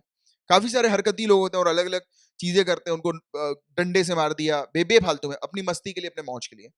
तो ऐसी चीज अगर एनिमल्स के साथ हो रही है तो उसके अगेंस्ट, मतलब एनिमल के साथ ऐसी चीज नहीं होनी चाहिए, और जो कर रहा है उसके खिलाफ कार्रवाई करने के लिए ये बॉडी जो है वो काम करती है। ये बेसिकली एक प्रकार की एडवाइजरी बॉडी है, ये गवर्नमेंट ऑफ इंडिया को एडवाइस देती है कि एनिमल वेलफेयर के लिए कैसे कानून बनाने हैं और एनिमल वेलफेयर को कैसे प्रमोट करना है, यानी कि पशु कल्याण के प्रमोशन के लिए मतलब क्या क्या इनिशिएटिव्स लेकर आने, तो इसके बारे में ये एडवाइस देती है। तो ये एक प्रकार की एडवाइजरी बॉडी है। इसके 28 मेंबर हैं, मेंबर का टेन्योर 3 सालों का होता है, राइट। इसके अलावा ये इंश्योर करती है एनिमल वेलफेयर के कानून जो है हमारी कंट्री में आए और उसको फॉलो किया जाए, और ग्रांट्स वगैरह भी ये प्रोवाइड कराती है एनिमल वेलफेयर ऑर्गेनाइजेशन को। काफी सारे एनजीओ होते हैं तो उनको ये पैसे जो है वो देती है, एड प्रोवाइड कराती है, फाइनेंशियल एड, और कई सारे जैसे ना ही फाइनेंशियल ना भी हो तो फिर वेरियस इंफ्रास्ट्रक्चर के लिए या अलग अलग चीजों के लिए ये ग्रांट्स ऑफर करती है, जिसके तहत जो है वो ऑर्गेनाइजेशन एनिमल वेलफेयर के पर्पस के लिए और बेहतर तरीके से कार्य कर सके, काम कर सके, राइट। इसके अलावा इनिशियली ये बोर्ड जो था वो ministry of food and agriculture के अंडर था। इनिशियली का मैंने बोला है और था बोला है कि ये बोर्ड जो है वो पहले फूड एंड एग्रीकल्चर मिनिस्ट्री के अंदर देखने को मिलता था। फिर 1990 में जो prevention of cruelty to animals जो है, ये वाला जो सब्जेक्ट है, ये पशुओं के क्रूरता की रोकथाम का ये जो विषय जो है, ये ministry of environment, forest and climate change के पास चला गया। तब उस समय ये बॉडी जो थी, पहले जो फूड एंड एग्रीकल्चर मिनिस्ट्री के पास थी, अब ये ministry of environment forest and climate change के अंडर हम लोग को ये बॉडी देखने को मिलती है। तो आज की डेट में ये बॉडी किस मिनिस्ट्री के अंडर है, किस मिनिस्ट्री के कंट्रोल में है, तो इस मिनिस्ट्री के कंट्रोल में है। और पहले जो इनिशियल में थी वो ministry of food and agriculture. तो ये प्रीलिम्स में ऐसे कभी कभार आ जाता है, तो ध्यान देना इनिशियली वर्ड के ऊपर, ये पहले कहां पर थी, क्या पहले तो नहीं पूछा और करंट का तो नहीं पूछा, इस पर ज्यादा फोकस करना और उसके बाद फिर आंसर देखना। आगे की बात करें, ये रूल्स बनाती है कि जिस प्रकार से ह्यूमन को ह्यूमंस ट्रीट करते हैं वैसे ही जानवरों को भी ट्रीट किया जाए, ह्यूमनली तरीके से जानवरों को ट्रीट करना है। इसके अलावा स्ट्रिक्ट कानून बनाना है, एनिमल के अगेंस्ट किसी भी प्रकार की क्रूरता ना हो, टॉर्चर ना हो, उनको कोई टॉर्चर ना करे, हरास ना करे। और इसका हेडक्वार्टर गाइस चेन्नई तमिलनाडु से हरियाणा फरीदाबाद बल्लभगढ़ जो है वो शिफ्ट हो गया है। तो इसका करंट हेडक्वार्टर हरियाणा में है, पहले चेन्नई में हुआ करता था। और अभी ये टॉपिक न्यूज में इसलिए है क्योंकि सर्कस के अंदर गाइस एनिमल्स की दुर्गता हम लोग को आज की डेट में देखने को मिल रही है, क्योंकि सर्कस का बिजनेस धंधा पानी बंद हो गया, तो एनिमल का ख्याल जो है वो नहीं रखा जा रहा। तो इस चीज को देखते हुए दिल्ली हाई कोर्ट ने animal welfare board of India जो है उसको कहा है कि आप एक फिजिकल सर्वे, यानी कि जाकर वहां पर आप चेक करो, फिजिकल सर्वे कंडक्ट करो कि सर्कस के अंदर, हमारी कंट्री के अंदर जितने भी सर्कस हैं वहां पर आपको वेरीफाई करना है कि एनिमल्स की क्या कंडीशन है और उसकी फिर रिपोर्टिंग आप जो है वो करो। तो ये चीज को लेकर ये टॉपिक जो है ये बोर्ड का, animal welfare board of India, news में देखने को मिला था। नेक्स्ट जो आपका टॉपिक है वो फ्लाई ऐश का है। नेशनल थर्मल पावर कॉर्पोरेशन, इन्होंने डेवलप किया है एक ऐसा इंफ्रास्ट्रक्चर जिसके तहत फ्लाई ऐश जो है उसको ट्रांसपोर्ट किया जाएगा आसानी से सीमेंट प्लांट्स पे, यानी कि जो पावर प्लांट्स जो होते हैं जहां पर फ्लाई ऐश हम लोग को देखने को मिलता है, तो वहां से सीमेंट प्लांट्स तक जहां पर सीमेंट बनाई जाती है वहां पर बल्क में फ्लाई ऐश को जो है वो ट्रांसपोर्ट किया जा सकेगा काफी सस्ते रेट में। तो इस चीज का एक हम लोग को देखने को मिला कि एक इंफ्रास्ट्रक्चर जो है वो डेवलप किया एनटीपीसी के द्वारा, और ये काफी शानदार चीज है इस प्रकार की चीज। और इससे क्या होगा, एफिशिएंट और एनवायरमेंट फ्रेंडली ट्रांसपोर्टेशन हम लोग को फ्लाई ऐश का देखने को मिलेगा, क्योंकि फ्लाई ऐश जो होती है वो काफी खतरनाक होती है एनवायरमेंट के लिए, और इसके बारे में अभी चर्चा करेंगे डिटेल में। पहले भी हम लोगों ने इसके बारे में 15 अप्रैल को पढ़ा हुआ था, कवर किया होता, पीडीएफ से जाकर देख सकते हो, बट जरूरत नहीं देखने की, मैं भी आपको यहाँ पर कवर करा दूंगा। और एनटीपीसी का जो कमिटमेंट है जिसके तहत एनटीपीसी ने बोला है कि 100% वो फ्लाई ऐश जो जितनी भी निकलती है पावर प्लांट से, वो फ्लाई ऐश 100% ये यूटिलाइज करेंगे। आज की रेट में हमारी कंट्री के अंदर जितनी भी फ्लाई ऐश निकलती है पावर प्लांट से, उसका हम लोग 63% उपयोग करते हैं फ्लाई ऐश का वेरियस चीजों में, क्योंकि फ्लाई ऐश से काफी सारी चीजें बनाई जा सकती हैं। और एनटीपीसी का जो मिशन है वो ये है, कमिटमेंट है कि 100% यूटिलाइज करना है फ्लाई ऐश। तो उसी की डायरेक्शन में ये चीज हुई कि इन्होंने एक बेहतरीन कॉस्ट इफेक्टिव ट्रांसपोर्टेशन मेथड जो है वो क्रिएट कर दिया है, एक ऐसा इंफ्रास्ट्रक्चर क्रिएट किया है जिसके तहत आसानी से फ्लाई ऐश जो है उसको सीमेंट प्लांट्स पे ले जाया जा सकता है सीमेंट बनाने के पर्पस के लिए, यानी कि सीमेंट इंडस्ट्री में उसका उपयोग करने के पर्पस के लिए हम लोग को देखने को मिल सकता है। अब ये फ्लाई ऐश क्या है, तो ये कोयला आपको दिखाई दे रहा है, कोयला जब जल जाता है, कोयला या लकड़ी को भी अगर आप जला दो, लकड़ी को, तो आप देखोगे कि राख जो है वो बन जाती है। तो ये फ्लाई ऐश कुछ नहीं है, राख है ये, ठीक है। तो ये चीज आपको बतानी चाहिए। और इसको फ्लू ऐश भी कहा जाता है, और या इसको पल्वराइज्ड फ्यूल ऐश भी जो है वो कहा जाता है, राइट। तो ये चीज आप लोग को थोड़ी सी पता होनी चाहिए। और ये कोल कंबशन का प्रोडक्ट हम लोग को देखने को मिलता है, कोयला जब जलता है तो उसके बाद जो राख बच जाती है वो होती है फ्लाई ऐश। और फ्लाई ऐश के अंदर silicon dioxide, aluminium oxide, calcium oxide, ये सब मेन मिनरल जो है वो फ्लाई ऐश के अंदर देखने को मिल जाते हैं। और माइनर की अगर हम लोग बात करें, arsenic, boron, cobalt, lead, magnesium और काफी सारे इस प्रकार के जो आप देख सकते हो कि ये सब माइनर प्रोडक्ट जो है वो हम लोग को देखने को मिल सकते हैं। इसमें अनबर्न्ड कार्बन भी होता है, बिना जला हुआ कार्बन, अधजली कार्बन भी इसमें हम लोग को देखने को मिल जाती है। तो ये कुछ है चीजें, जैसे मरकुरी भी इसमें होती है, मरकुरी भी काफी डेंजरस होती है एनवायरमेंट के लिए, आपको पता होगा।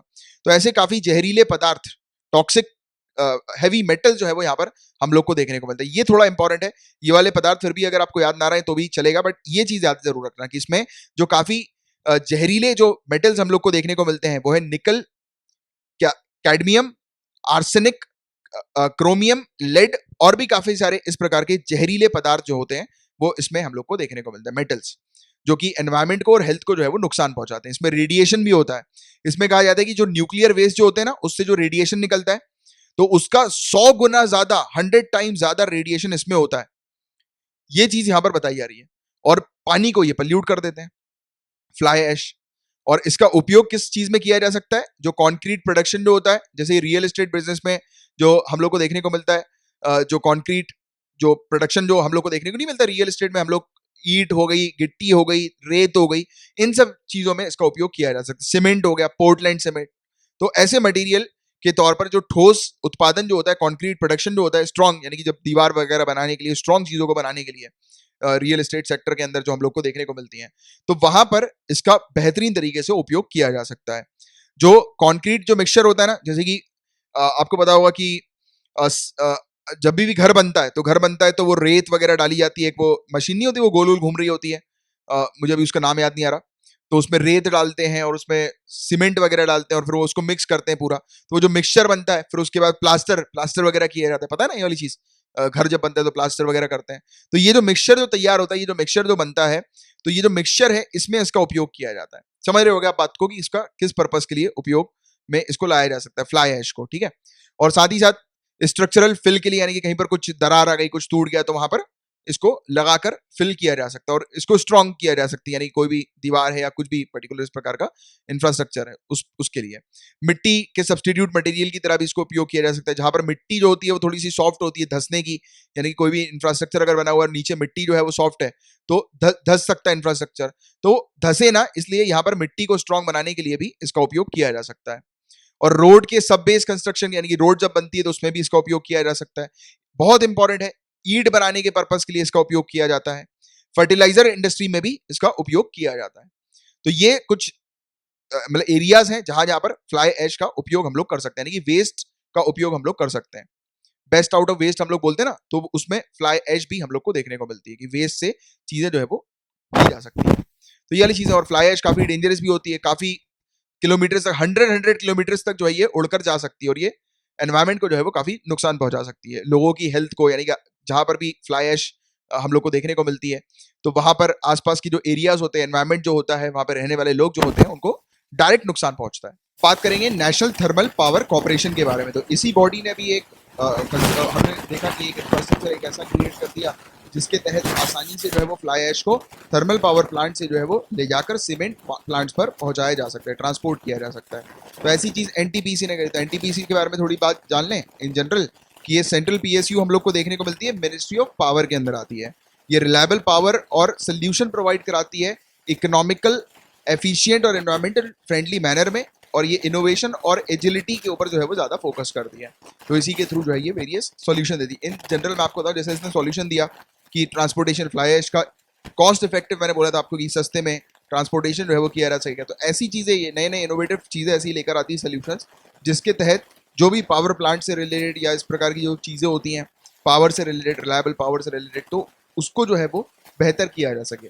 तो ये इस पर जो है वो काम करती है NTPC, national thermal power corporation. Maharatna company ये बन गई थी 2010 में, ये न्यू दिल्ली के अंदर लोकेटेड है।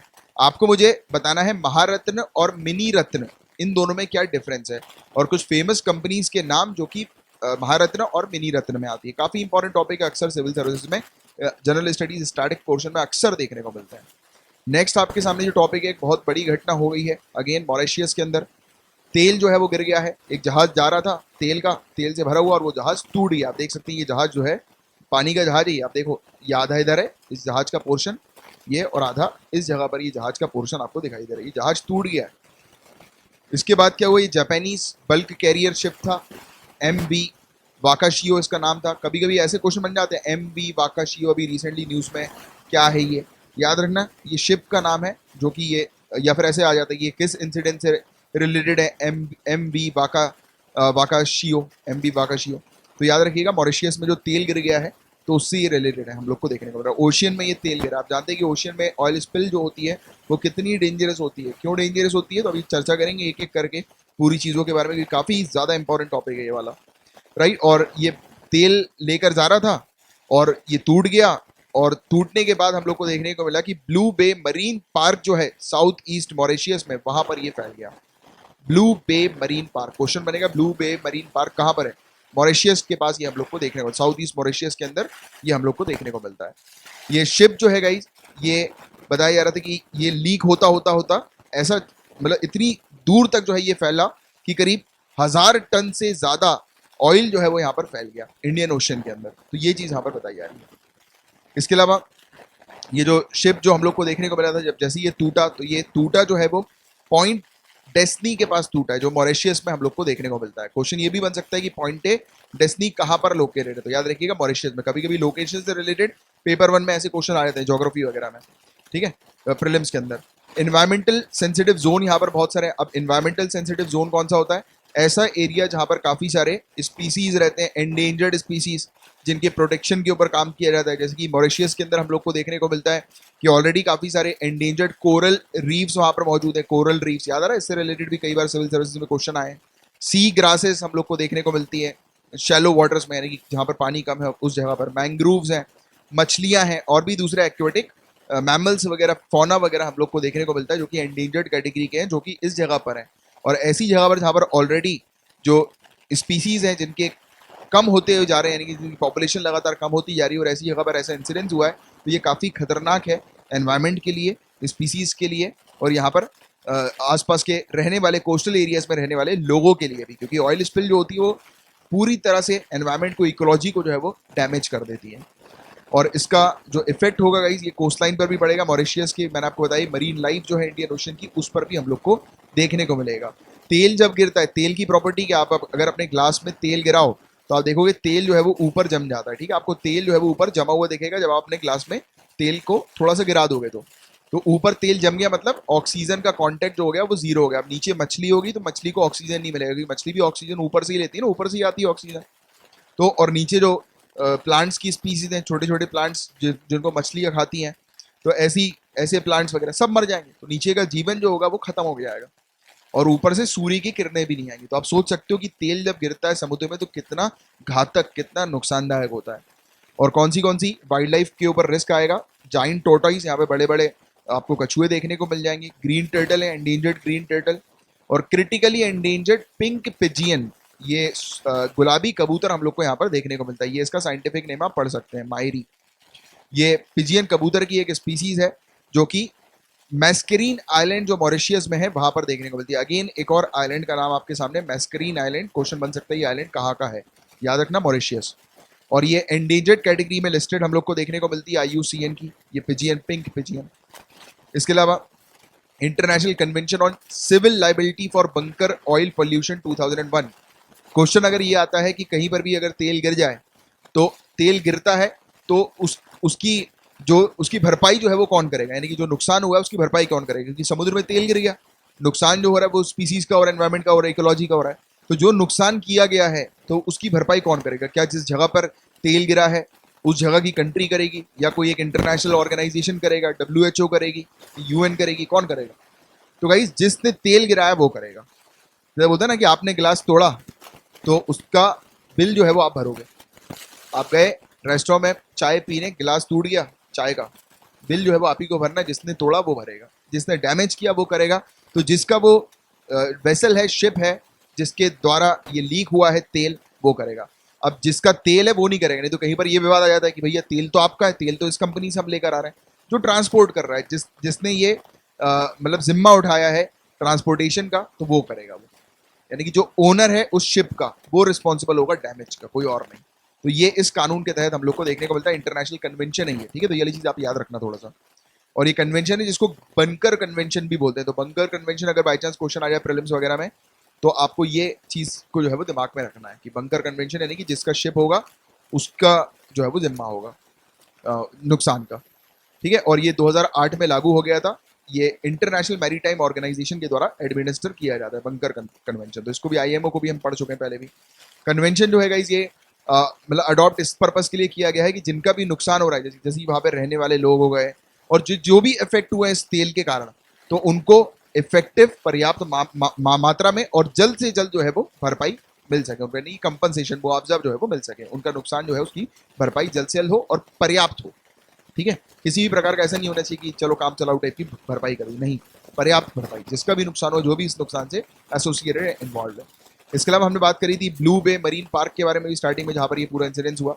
तो वेटलैंड जो रामसर कन्वेंशन है उसके तहत ये साइट जो है वो वेटलैंड के तौर पर हम लोग को देखने को मिलती है। इसको रामसर कन्वेंशन के अंदर एक वेटलैंड डिक्लेयर किया हुआ है, ठीक है। रामसर कन्वेंशन भी बहुत इंपॉर्टेंट टॉपिक है, तो ऐसे टॉपिक अक्सर सिविल सर्विसेज में आए हैं, तो इसलिए रामसर कन्वेंशन से रिलेटेड कोई भी जगह वगैरह होती है, कोई भी लोकेशन आती है, तो उससे रिलेटेड जो है वो क्वेश्चन बन सकते हैं। तो ब्लू बे मरीन पार्क, यहाँ पर कोरल रीफ्स है, मैंग्रोव्स है, सी ग्रास, मिडोस, मैक्रो एल्गी आपको देखने को मिल जाएगी। तो ये सब है जो कि इकोलॉजिकली सेंसिटिव जोन इसको बना देते हैं, क्योंकि ये सब ऐसी प्रजातियां हैं, ऐसी स्पीसीज हम लोग को देखने को मिल रही है जो कि लुप्त होने की कगार में है। इनकी पॉपुलेशन जो है, इनका प्रेजेंस जो है एनवायरमेंट में, वो दिन ब दिन जो है वो घटता जा रहा है। तो इनको प्रोटेक्शन दी जा रही है, और ऐसी जगह पर अगर ये ऐसी एक्टिविटी होती है तो ये काफ़ी ज़्यादा एनवायरमेंट के लिए खतरा है, ठीक है, इकोलॉजी के लिए खतरा है।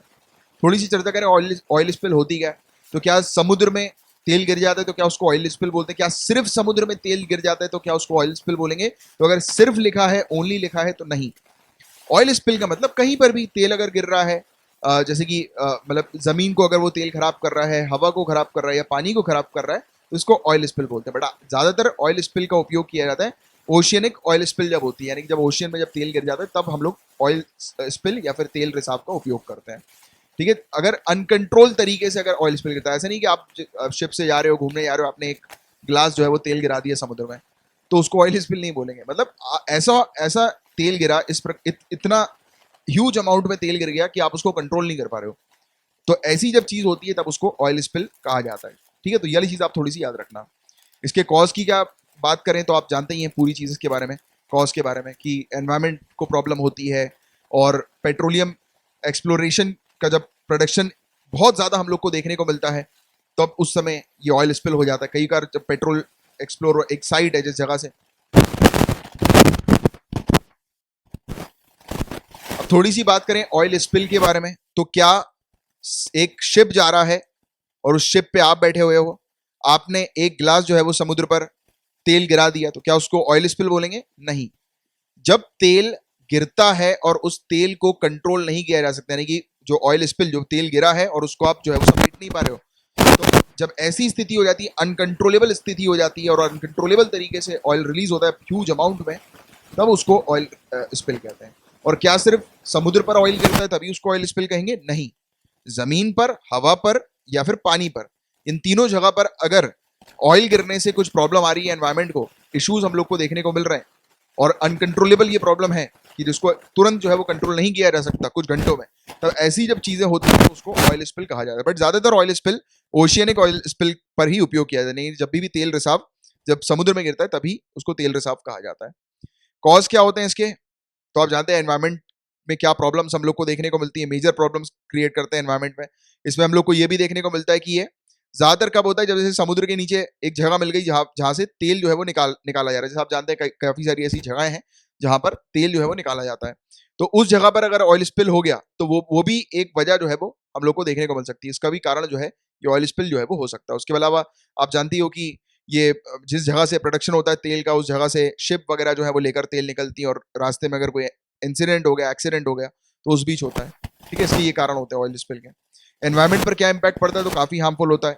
जो पानी के नीचे का जीवन है, एक्वेटिक लाइफ है, उनके लिए काफ़ी हार्मफुल है, क्योंकि पानी के नीचे सनलाइट नहीं जा पाती, राइट, क्योंकि सनलाइट तो सभी स्पीसीज को चाहिए, पानी के नीचे नहीं जा पा रही सनलाइट। तेल जो है वो उसने पानी को ब्लॉक कर दिया, सॉरी, तेल जो है पानी के ऊपर गिर गया तो उसने सनलाइट को ब्लॉक कर दिया, उसने ऑक्सीजन को ब्लॉक कर दिया, राइट। इससे ना ही सिर्फ एक्वेटिक स्पीसीज को नुकसान पहुंचता है, चिड़ियों को भी नुकसान पहुंच जाता है। वो कैसे? देखिए, चिड़िया होती है, चिड़िया देखिए, अब वो चिड़िया अपना खाना खाने, मछलियों को खाने जो है वो ऊपर आते हैं, समुद्र के ऊपर हम लोग को देखने को मिलता है, कई बार आपने देखा होगा, नोटिस किया होगा। तो जब ऐसी चिड़िया जब यहाँ पर आती हैं, तो जब वो पानी के ऊपर बैठती हैं, मतलब ऐसे अटैक करने के लिए, किसी मछली को ढूंढने के लिए, तो उनके ऊपर ये तेल लग जाता है, उनके फेदर्स पे। और जैसे ही उनके फेदर्स पे तेल लग जाता है, तो वो उनके फेदर की जो वाटर प्रूफिंग प्रॉपर्टीज जो होती है ना, क्योंकि वो पानी के अंदर, आपने देखा हो कई बार चिड़िया जो है वो पानी के अंदर तक डुबकी मार के निकल जाती हैं, राइट, क्योंकि उनके फेदर जो होते हैं वो गीले नहीं होते। बट यहाँ पर तेल लगने के बाद वो जो है वो चिपचिपे टाइप के हो जाते हैं, और फिर वो वाटर प्रूफ नहीं हो पाते। तो ये बड़ी प्रॉब्लम आती है, उससे चिड़िया को डूबने का भी खतरा और उस नुकसान का खतरा कि वो ज्यादा देर तक ट्रैवल नहीं कर पाएगी और फिर जो है वो गिर जाएगी पानी के नीचे। तो ऐसी चीज है, तो ये चिड़िया के खतरा। दूसरे क्या खतरा? इंसुलेटिंग, जैसे कि चिड़िया का जो टेम्परेचर जो होता है वो भी जो है वो रिकवर नहीं हो पाएगा, वो चिड़िया जो है वो ठंड के मारे मर जाएगी, राइट। तो ऐसी हाइपोथर्मिया वाली जो प्रॉब्लम आती है, जहाँ पर बॉडी का टेम्परेचर जो है वो नॉर्मल से कम हम लोग को देखने को मिलता है, तो ऐसी स्थिति में जो है वो चिड़िया मर जाती है। तो ऐसे सिर्फ चिड़िया नहीं है, और भी मैमल्स वगैरह जो हम लोग को देखने को मिलते हैं, मरीन मैमल्स, तो उनके ऊपर जब ऑयल लग जाता है तो वो ऐसी स्थिति से जो है वो गुजरते हैं। तो ये डेंजरस है स्पीसीज के लिए। इसके अलावा ऑयल पीने से जो है, ये जहरीला होता है ये ऑयल, तो इसके पीने से जो है वो उनकी मृत्यु हो जाती है। तो एनिमल्स भी जो है ऑयल वगैरह पी लें उनकी बॉडी में चला जाए तो उनकी मृत्यु हो जाती है। तो इस तरीके से ये बुरी तरह से जो है वो पूरे एनवायरमेंट को इम्पैक्ट करता है। सॉल्ट वाटर मार्शेस जो होते हैं, दलदल वाला जो एरिया होता है, मैंग्रोव्स का area, salt water marches, wetland वाला एरिया, तो ये सब जो है वो ऑयल स्पिल के कारण सफर होता है। और एक्सपर्ट्स का कहना ये होता है कि अगर मेजर ऑयल स्पिल हो गया कहीं पर, तो उसको क्लीन करने में आप बेस्ट से बेस्ट एफर्ट भी लगा लो तो भी आप सिर्फ उसको 10% क्लीन कर सकते हो, मतलब उतने समय में जितने समय में कोई स्पीसीज जो है वो ना मरे। सिर्फ 10% ही आप क्लीन कर पाओगे। मतलब मान के चलो कि 90% तो है ही है चांसेस की को वहां पर जो है वो दुर्घटना तो होनी है, यानी कि अंडर वाटर कैजुअलिटी तो आपको देखने को मिलेगी और एनवायरमेंट पे ह्यूज डैमेज जो है वो देखने को मिलेगा ही मिलेगा, ये बात तो कंफर्म है। इतनी सारी टेक्नोलॉजी होने के बावजूद भी आज की डेट में ये इस चीज को जो है वो क्योर नहीं, मतलब एकदम से टोटली जो है वो इस चीज को सही नहीं किया जा पा रहा है, तो ये एक बड़ा इशू है। इकोनॉमिक इम्पैक्ट आप जानते हैं कि पूरा जो पानी है, जो शोर लाइन्स वगैरह है, सब गंदा हो जाता है, पल्यूट हो जाता है, बीचेस वगैरह सब कुछ। टूरिज्म जो है इंडस्ट्री को हैम्पर होता है, क्योंकि वहां पर अगर तेल गिर गया तो कौन आएगा टूर करने? मॉरिशियस और ये सब जगह लोग जाते हैं ब्यूटी के लिए, एनवायरमेंट के लिए। अब वो जा रहे हैं मॉरिशियस और देख रहे हैं कि यार यहाँ पे तो तेल गिर गया है, तो वो पानी के अंदर भी अंडर, आपने देखा होगा कहीं अंडर वाटर जो वीडियोस वगैरह देखोगे आपने लोगों के कि ऐसा पानी होता है उस जगह का। आप तो मॉरिशियस देख जाइएगा कभी, जब आईएएस बन जाओ उसके बाद छुट्टी मनाने जाइएगा तब देखिएगा कितना क्लीन पानी होता है। आप ऊपर से पानी के ऊपर से नीचे क्या है वो देख सकते हो, पत्थर क्या है, नीचे मछलियां क्या चल रही है देख सकते हो। लोग वहां पर तैरते हैं और बहुत अच्छी टूरिज्म की एक प्लेस है ये। तो टूरिज्म डैमेज होगा तो ये कमर्शियली नुकसान हो रहा है ना। तो ये सब चीजें हैं। और पावर प्लांट्स और दूसरी यूटिलिटीज जो कि पानी जो है समुद्र का पानी लेती हैं और समुद्र में पानी छोड़ती हैं, तो उनको नुकसान है डायरेक्ट, ये ऑयल स्पिल के कारण वो भी अफेक्ट होंगी। दूसरी बात करें फिशिंग वगैरह, तो बिल्कुल अफेक्ट होगी, वहां पे फिशिंग पॉसिबल ही नहीं, क्योंकि फिश मछलियां तो मर जाएंगी, तो वहां पे फिशिंग एक्टिविटी को तो सबसे पहले नुकसान है, या कॉमर्स जो फिशिंग का हम लोग को देखने को मिलता है। अब ऑयल स्पिल को क्लीन करने के क्या मेजर्स हैं, इसको आप यहाँ पर जैसे कंटेनमेंट बूम्स, ये देखो आप कंटेनमेंट बूम्स फोटो से देखोगे तो आप पूरी चीज क्लियर हो जाएगी। अब ये आप फोटो को देख के क्या समझ में आ रहा है, इस प्रकार का एक ऐसा बैरियर लगा दिया जिससे कि ये तेल जो है वो यहाँ पर नहीं जा पा रहा। आप देखो ये एरिया आपको पानी का देखने को मिल रहा है, ये तेल वाला एरिया है, इधर देखो साफ पानी आपको दिखाई दे रहा है। तो ऐसा कुछ बैरियर बना दिया जाए जिससे कि तेल जो है वो और ज्यादा फैले ना, तो ऐसे बैरियर जो है वो क्रिएट किया जाता है, इसको कंटेनमेंट बूम जो है वो कहा जाता है। स्किमर्स की बात करें, इस प्रकार की डिवाइसेस होती हैं, कुछ बोट्स वगैरह हम लोग को देखने को मिलती है, ऐसी वेसल्स देखने को मिलते हैं, तो ये स्किमर होते हैं। स्किमर क्या करता है, जैसे कि इसको इजी तरीके से समझने के लिए, जैसे छन्नी छन्नी होती है ना, जैसे चीजें निकाल लेती है, बट ये छन्नी नहीं होती एग्जैक्टली। इसमें हम लोग को देखने को मिलता है कुछ ऐसी चीजें लगाई जाती हैं जिससे कि तेल जो होता है वो पूरा इस बोट के अंदर, इस वेसल के अंदर जो है वो आ जाता है, तेल ही तेल आ जाता है, लिक्विड तेल वाला लिक्विड आ जाता है, और बाकी जो है वो पानी जो है वो पीछे से निकल जाता है, सिर्फ तेल इसके अंदर रह जाता है। तो ये वाली चीज है। सॉर्बेंट्स की बात करें तो सॉर्बेंट्स में आप देख सकते हैं जैसे ये पेपर बिछा रहा है, तो ये इसी प्रकार की चीजें होती हैं। ऐसी कुछ इस सॉर्बेंट्स के अंदर मैं आपको एग्जैक्टली बताऊं तो इसमें वॉल्केनिक ऐश भी हो जाएगी। आप देखो यहाँ पर भी ऐश का उपयोग जो है वो किया जा सकता है इस पर्पज के लिए। इससे क्या फायदा होता है कि पानी जो है, मतलब यानी ऑयल की जो प्रॉपर्टी जो होती है तो वो जो है वो इसमें चिपक जाती है, और फिर इसको जो है वो निकाल के जो है वो ऑयल को बाहर किया जा सकता है। यानी कि इसको रखेंगे ऊपर तो ऑयल इसके ऊपर पेपर के ऊपर चिपक जाएगा मान के चलो, और फिर ये पेपर को बाद में उठा लेंगे जिससे कि तेल जो है वो साफ किया जा सकता है। बट आप सोचो कि बड़े लेवल पर, मतलब यहाँ पर ओशियन की बात हो रही है तो कितना ह्यूज एरिया है, तो उस एरिया पर ये सब चीजें जो है वो ऑब्वियस ही बात है, पूरी चीज भी अगर हम लोग काम कर ले तो भी 10% ही हम लोग साफ कर पाएंगे। तो ये बात बिल्कुल सच है जो एक्सपर्ट्स ने कही है। इसके अलावा डिस्पर्सिंग एजेंट, तो ये वाली फोटो देखो आप, इसमें देखो आप जैसे ये एक मटेरियल बना हुआ है, ठीक है, एक सिंगल मटेरियल है, इसमें कुछ ऐसे केमिकल्स डाल दिए, देखो आप ऐसे केमिकल मिला दिए जिससे कि ये अलग अलग हो गए, डिस्पर्स हो गए। तो अब तेल जब अलग अलग हो जाएगा, यानी कि तेल जब आपस में चिपकेंगे नहीं, तब क्या होगा, जो हमने बात करी थी कि सनलाइट नीचे आ सकेगी पानी के नीचे, ऑक्सीजन पानी के नीचे आ सकेगी, क्योंकि तेल एक परत बना देता है। यहाँ पर देखो आप तेल जो है उसने एक परत बनाई हुई है, मतलब ये इसमें नहीं, इसको भी ऐसे भी आप समझो, तो ये तेल की परत हम लोग को देखने को मिल रही है।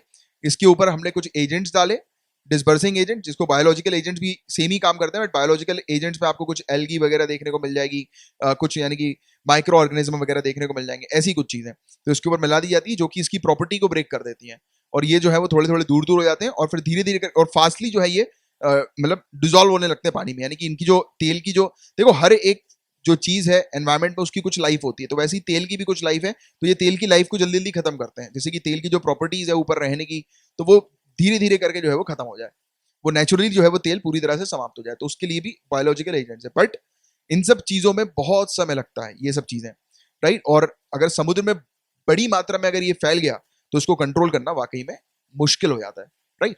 तो ये था पूरा ओवरऑल टॉपिक ऑयल स्पिल से रिलेटेड।